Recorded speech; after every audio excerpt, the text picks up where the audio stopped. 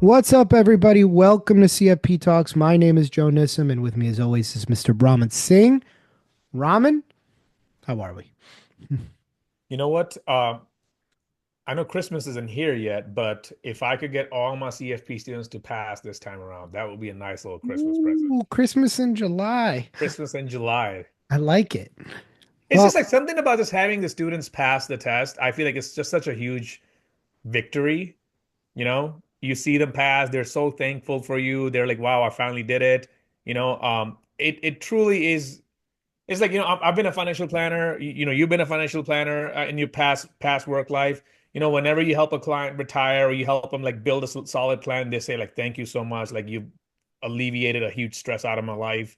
And you kind of look back like, yes, I did that. Like, yeah, I appreciate that. Like you're changing lives, man, at the end of the day. And I don't feel any different, when it comes to helping my CFP students pass this test. I think the greatest gift as an educator is you helped me do something I didn't think I could do. Yeah. And that to me is more of like we expanded the scope of what you thought possible for your career, for you academically. And for a lot of people, it kind of jump starts them into, hey, I can do this. And if you can do it for the CFP, I can do it in my career. And I think that is a really cool thing to be a part of because it's really nice when people come back 2, 3 years later and are saying, hey, like I took that same attitude into my career and this happened, or I got this promotion, or I did this thing, and it all started inside of the class, and that's a wonderful thing to always hear and be a part of. Yeah. Yeah. But let's talk about kind of one of the worst parts of prep, probably the one of the most gut wrenching things, which is I'm studying, studying, studying. I'm working, working, working. My scores are doing well. They're improving. Maybe they're not improving as fast as I want them to, but they're improving. And then all of a sudden, you get the bomb. You Hmm. just take a test and you absolutely bomb it. Maybe it's a mock exam, maybe it's a cumulative, maybe it's a long form test.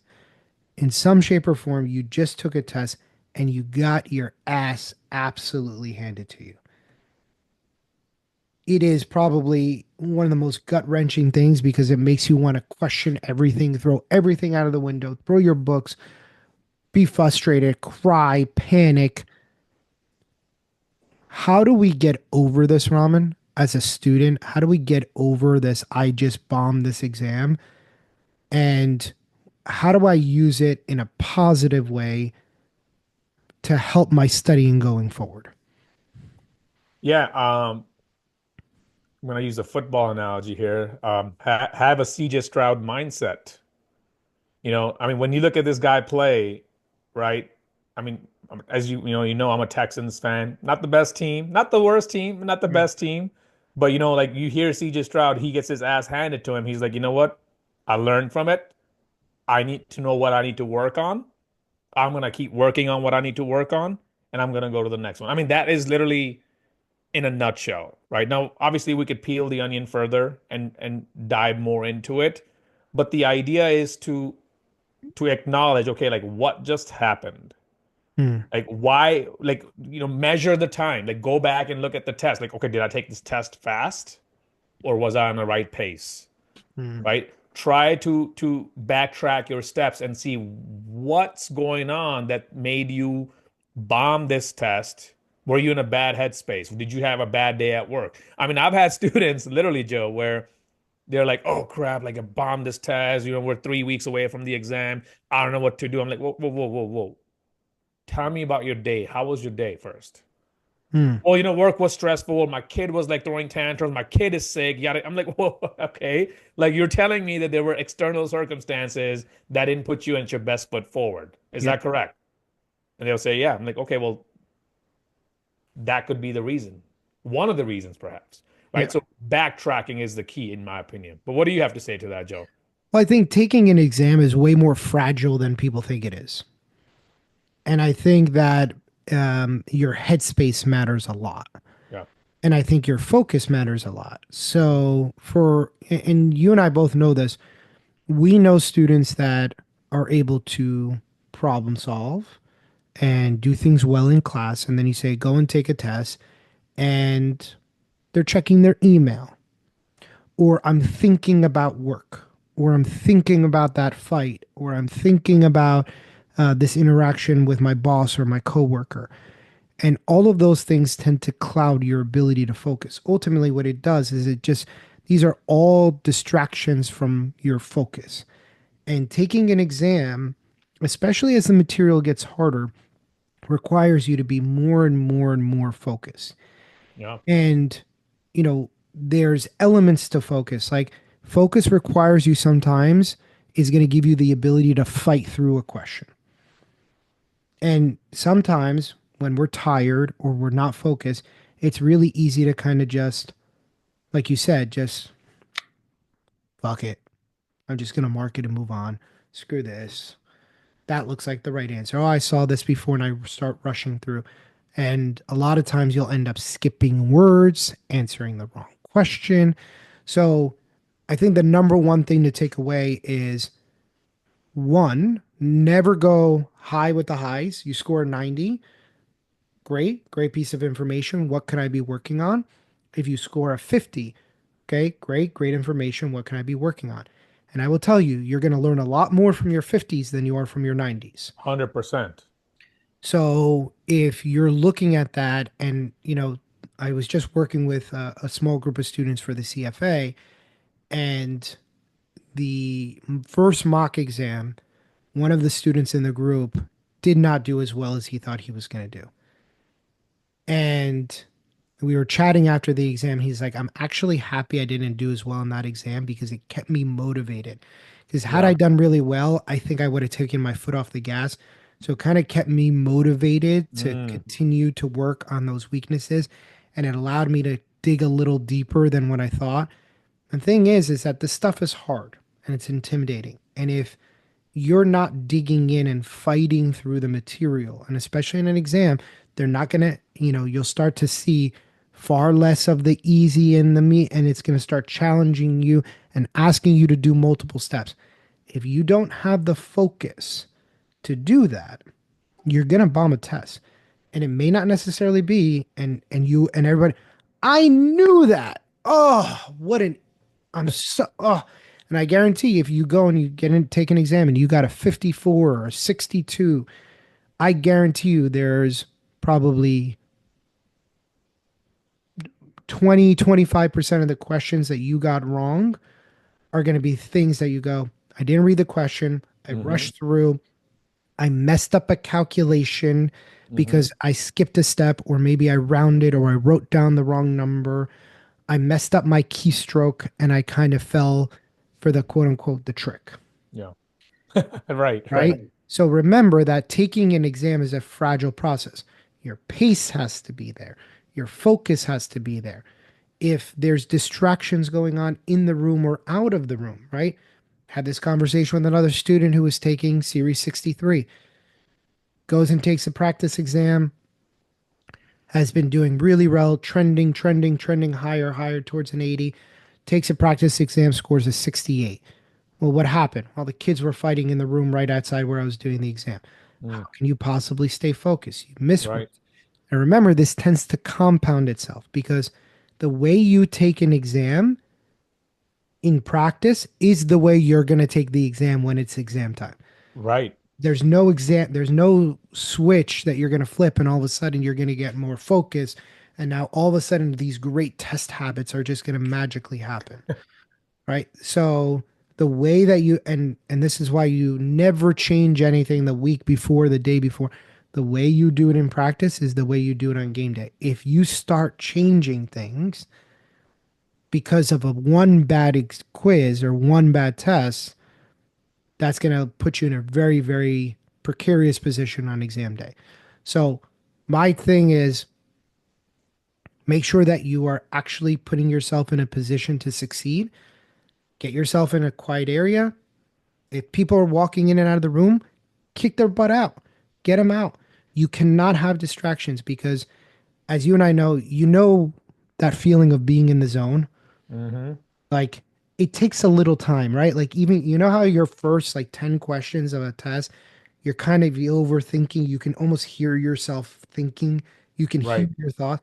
But then you get into this zone in the exam where you're just doing. Yep.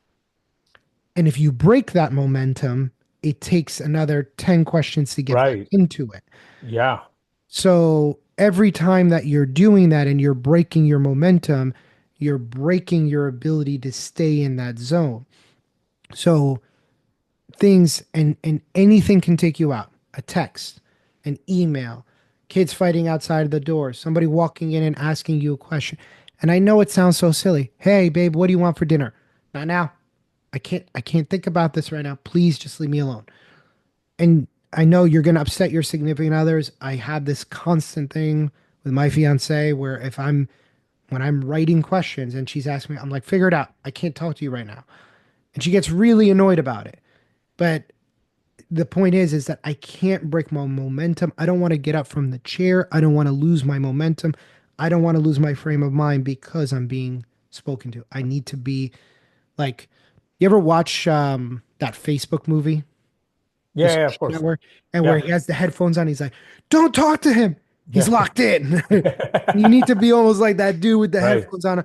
Like, I'm locked in. I am in the zone right now. I am working. I cannot be distracted because, again, somebody just saying, "What do you want for lunch?" It's enough to get you distracted, and then you start kind of losing that momentum. So we're not getting highs with the highs. We're not getting lows with the lows, but we're using that as a point of feedback to say, where did I mess this up? Did I mismanage the test? Which is more often than not why. Right. Right. And then where did I mess up the material? Because a lot of times you're going to notice it's tweaks to the material. Hmm. But the biggest tweak is in the way you are taking the test, not necessarily the material. I 100% agree. I think you summarize it very well, right? At the end of the day, what I would add on to that is the habits that you're building right now as you're taking these practice tests, it's going to help you determine how focused you're going to be on exam day. Because I mean, when you go to Prometric, sitting to take the test, like yeah, they're going to give you headphones, right? You're going to be sitting in a little cubicle. You know, it. I think it's not lighted. I think it's a little bit dark in those rooms, if I'm not wrong. You know, It but smells you're like gonna mold. yeah, and it's cold as hell, right? And you're gonna be like, oh man, like this person just coughed, I heard him, or this person is mumbling, I heard, like those little distractors are going to be there. You better start understanding that, okay, if you bombed a test right now, find out why you're bombing this test. Is it just the knowledge base or is it just the distractors? And if it's the distractors, you need to work on not being distracted and stay focused. Like these little things are going to play a huge role on exam day. And if you're not ready for that, you're going to get thrown off. Oh yeah. Oh yeah. And I love what you said. And these are, we've been saying this in class, your attention to detail matters. If you don't have an attention to detail, you're going to and the thing is that like with these little details, they seem so inconsequential, Oh, yeah. right? Who Yeah. cares where I'm sitting in my living room? It matters, It matters. What right? matters? Who cares if my email is up? It's such a I'm not gonna check. It matters because what you're doing is you're setting a precedent Hmm. for how you study. Who cares? All these little things they add up because and it's like going on a diet ramen. It's like, oh, who cares about this one little candy bar? One little candy bar is not going to make the difference. Okay, well, if that one little candy bar becomes four little candy bars, then it starts to become the difference. Yeah. And that's the thing about little things. It's the little things that turn into the big things. Right.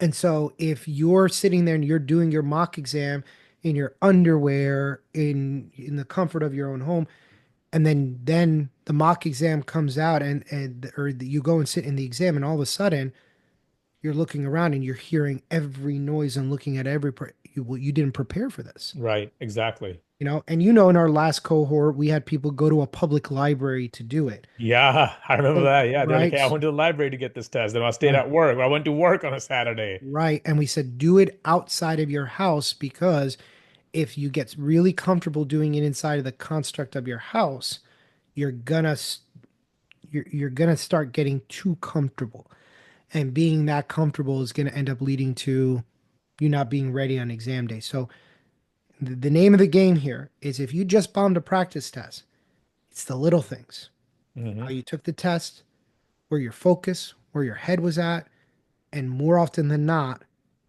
RTFQ, Ramen, your favorite. RTFQ all Mhm. the way, all the way. And if you don't know what that means, it's read the question. Yep.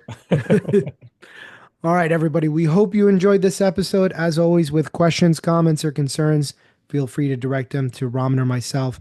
Please make sure to like and subscribe to this video and the channel so we can continue bringing you videos just like this one. Thank you, Yep. everybody.